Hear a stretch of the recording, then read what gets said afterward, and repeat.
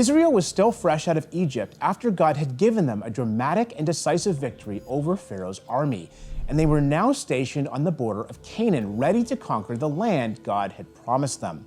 In preparation, they sent 12 men to spy out the land for 40 days.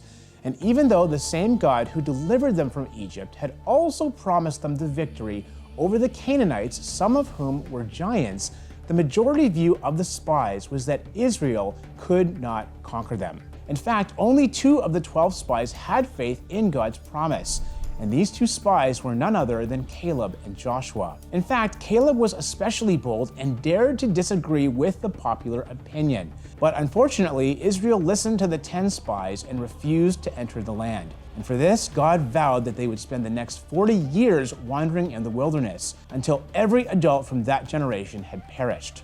However, for Caleb's leadership against the unbelieving spies and people, God singled him out for blessing and promised him a special reward. First of all, that he, along with Joshua, would be the only adult survivors from that unbelieving generation to enter the Promised Land. And second, that Caleb would inherit the very territory that he had so bravely explored all those years earlier. And even though that territory was still occupied by Anakites, with flashing eyes and a strong voice, he concluded, "The Lord helping me, I will drive them out just as he said."